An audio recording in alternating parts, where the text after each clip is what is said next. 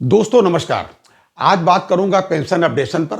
लेकिन इसके पहले मैं बता दूं कि आज थोड़ा मन अजीब सा है, क्योंकि एक पेंशनर, एक बैंकर और पेंशनर था, उसका मैं क्रीमेशन यानी अंतिम संस्कार में शामिल होने के बाद अब यह वीडियो आपके लिए बना रहा हूं भाई साहब। और वो आप देख लीजिए कि हमारा मन कैसा होगा। खैर, तो अपडेट ये है सर कि भैया 7 तारीख को ये आपका लास्ट मीटिंग होगी, ऐसा मैं समझता हूं यूएफबीयू और आईबीए के बीच में। सारा कुछ अंदर खाने तय है।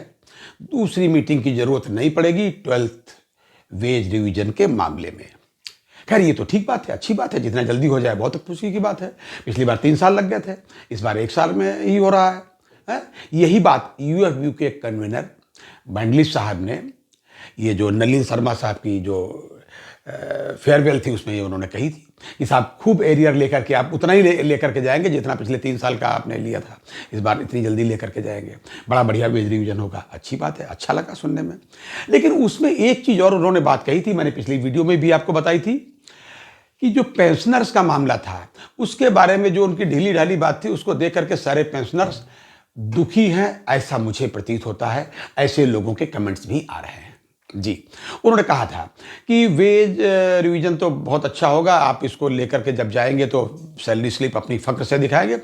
हाँ, पेंशन अपडेशन हो चाहे ना हो, लेकिन हाँ, पास्ट रिटायरीज जो है उनको पेंशन का कुछ इम्प्रूवमेंट जरूर मिलना चाहिए और मिलेगा, ऐसा कुछ है। ये बात कही थी उन्होंने। ये सेंटेंस बड़ा ही बेचारगी से भरा हुआ लग रहा था। अब पास्ट रिटायरीज का मतलब कहां से भाई साहब उसको कवर करेंगे, ये मैं नहीं समझ पाया।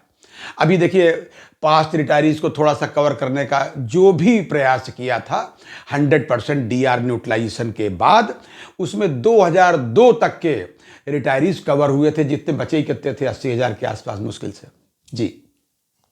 आज स्थिति यह है कि 7.5 लाख से 8 लाख के बीच में पेंशनर है और 8 लाख ही लगभग ये जो वर्कफोर्स है, यानी जो लोग नौकरी में है, जिनके लिए वेज रिवीजन हो रहा है। और इन ये पेंशनर के लिए भाई साहब कुछ भी नहीं हो रहा है। इस संदर्भ में मैंने पिछली बार भी आपको बताया था, फिर बता रहा हूं कि यही सब बातें सुनकर के ऑल इंडिया पेंशनर एसोसिएशन, ये जो एआईबीओसी की एफिलिएट है, जी हाँ, इसने और एक अन्य एसोसिएशन जिसका मुख्यालय इंदौर में, उन दोनों एसोसिएशन ने अपने अपने जो office bearer, central committee members, इन सबको एजुटेशनल प्रोग्राम के लिए तैयार रहने के लिए कहा था। और प्रोग्राम भी कुछ चाकआउट करके दिए थे स्टेट कैपिटल्स में, दिल्ली में, और आगे भी करने के लिए कहा था जी। ये तो हुई उनकी बात। और इस बीच में हमारे जो दूसरे कॉमरेड्स हैं, जो एसोसिएशन से अलग रह करके भी, अलग का मतलब यह है कि वो इंडिविजुअली भी अलग से मेहनत कर रहे हैं, उसके बारे में मैं आपको बता दूं। एक वसंत बांकुंद्रे नाम के एक साहब हैं, पुराने बैंकर हैं, रिटायर हैं और अच्छे कॉमरेड रहे हैं, महाराष्ट्र से हैं। उन्होंने पेंशन अपडेशन के मामले में कई मुकदमे दायर कर रखे हैं। उन्होंने अपना एक पत्र शेयर किया, एक मैसेज शेयर किया। उन्होंने कहा कि उनके एक वकील वहाँ मुंबई हाई कोर्ट में है, उन्होंने उनको एक मैसेज किया कि कॉल किया था, उनको फ़ोन किया 27 तारीख को, 27 नवंबर को। उन्होंने बताया कि ये जो वित्त मंत्री निर्मला सीतारमण जी हैं, आदरणीय, उन्होंने ये कहा था कि वेज रिवीजन जल्दी हो जाए और हो सकता है कि 1 दिसंबर को ख़त्म कर दीजिए, मतलब फाइनल कर दीजिए। हालांकि बात देखने में बड़ी अच्छी लगती थी, लेकिन इसमें पेंशनर्स का कुछ हो नहीं रहा था।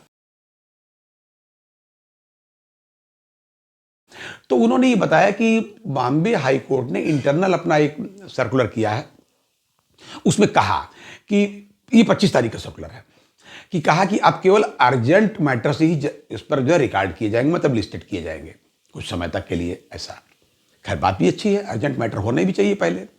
तो उन्होंने इनको फ़ोन किया 27 तारीख को कि आपका जो वेज रिवीजन का मामला है ये हो रहा है, उसमें पेंशनर्स का आपने जैसा बताया कुछ नहीं हो रहा है, तो आइए ये इसको अर्जेंसी मानते हुए हम लोग इसको दाखिल कर दें तुरंत। अगर आप आ जाए तो भाई 1 तारीख से पहले आना, तभी तो उस पर कुछ स्टे मिलेगा, कुछ उस पर आर्डर पास होगा। तो ये तुरंत भाग करके मुंबई पहुंच गए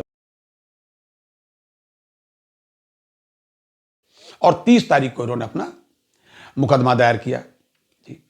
और मुकदमा दायर होने के बाद इनका सुना गया। तो हाईकोर्ट ने ये कहा कि पूरी बात सुनने के बाद कि आपका मामला तो बिल्कुल ठीक है, लेकिन इसमें कुछ अर्जेंसी जरा सा नहीं लग रही है। इसलिए हम इस पर कोई अभी ऑर्डर नहीं पास करेंगे। लेकिन ये जरूर एडवाइस किया कि आप कोल्हापुर के अपने कोर्ट में, जहां के सब मामले आप हैं, आप वहीं जाकर के इस पर अपनी बात कहें। जी हाँ, तो ये बात उन्होंने कही और ये भी कहा कि जब कभी मामला आगे आएगा तो आपकी बात ये सुनी जाएगी। ये मुंबई हाई कोर्ट की भाई साहब बात है। ये तुरंत भाग करके कोल्हापुर आ गए। कोल्हापुर में भी इन्होंने अपना तुरंत लगाया मामले को सुना गया। एक मैडम जज साहिबा थी, उन्होंने इनकी बात को बहुत ध्यान से सुना। ये अलग बात है कि जो ये प्रतिवादी जो होते हैं, इनके जो वकील थे, यानी कि उसको कह सकते हैं आप सरकारी वकील या बैंकर्स के वकील या आईबीए के वकील, उन्होंने ये कहा कि ये मैडम आपके जज साहिबा से कहा कि आपके जुरिडिक्शन में नहीं आता और यहाँ मेंटेनेबल नहीं है। लेकिन जज साहिबा ने ये कहा कि ये मेंटेनेबल है और हमारे जुरिडिक्शन में भी आता है, क्योंकि इन्होंने अपने लिए नहीं कहा है केवल, ये इन्होंने पूरे देश के लोगों के लिए कहा, ये इसलिए हमारे ये जुरिडिक्शन में आता और इसको एडमिट किया।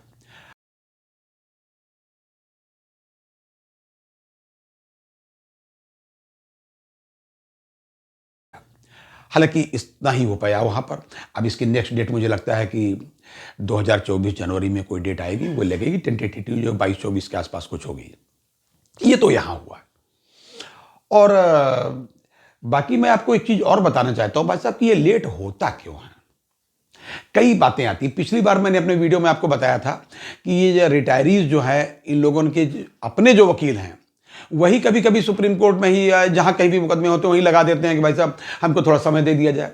यानी जब वादी का ही वकील समय मांग लेगा तब भगवान जाने क्या होगा। पिछली बार मैंने बताया था, मैडम शर्मिला उपाध्याय जी जो हमारी वकील थी, हमारे का मतलब बैंकर्स की वकील यानी कि वादी की वकील थी, काफ़ी सीनियर वकील हैं, कोई सीनियर वकील ऐरा गैरा नहीं होता, एओआर है, advocate on record. Advocate on record बहुत बड़ी चीज़ होता है। लेकिन अब कहे कैसे क्या कहें, कुछ कह तो नहीं सकते भाई। दूसरी बात, अभी क्या हुआ, 5 तारीख को यानी कि 5 दिसंबर को एक 5 मुकदमे एक साथ क्लब होकर के, मतलब वो 7 नंबर कोर्ट है सुप्रीम कोर्ट में, ये लगे हैं भाई साहब, लिस्टेड है 20 नंबर से 20.4 तक। और ये सभी आरआरबी के रिटायरल बेनिफिट से संबंधित हैं, ये और बैंकर्स बेनिफिट से संबंधित हैं रिटायरल के, और सब रिटायरीज के मामले हैं। इसमें भाई साहब सरकारी वकील जो, वो भी एओआर, एडवोकेट ऑन रिकॉर्ड, मतलब कोई छोटा मोटा वकील नहीं, मिस्टर राज बहादुर यादव जी ने एक, देखिए पत्र हमने आपके सामने रखा है, देखिए इसमें इन्होंने समय मांगा कि साहब 2 महीने, माफ कीजिएगा 2 वीक का एडजमेंट दे दीजिए, क्योंकि भाई क्यों, कोई कारण नहीं लिखा उन्होंने, रजिस्ट्रार को पत्र लिखा कि साहब लॉर्डशिप को कोई प्रॉब्लम ना हो इसलिए हम उसको पहले से दे रहे हैं। अब देखिए पत्र उन्होंने दे दिया। यानी उनको कोई मतलब नहीं कि भाई साहब इसमें रिटायरीज का क्या होगा। और मैंने तो आपको बताया कि आज ही मैं ये जो वीडियो आपके साथ शेयर कर रहा हूं, एक रिटायरी पेंशनर, बैंकर पेंशनर का क्रीमेशन करने के बाद आया हूं, उसके बाद भाई साहब बना रहा हूं। तो कितने पेंशनर कम होते चले जा रहे हैं, यानी कि आप दूसरे शब्दों में कह सकते हैं कितना सरकार पर लोड कम होता जा रहा है। अब काहे का लोड भाई साहब, सही बात आपसे बताएं, किसी भी बैंक ने आज तक जो भी पेंशन का कार्पस है डिक्लेयर नहीं किया है। अगर कोर्ट मांगेगा तभी मिलेगा, वरना डिक्लेयर नहीं करते, कोर्ट को तो मना नहीं कर सकते ये लोग।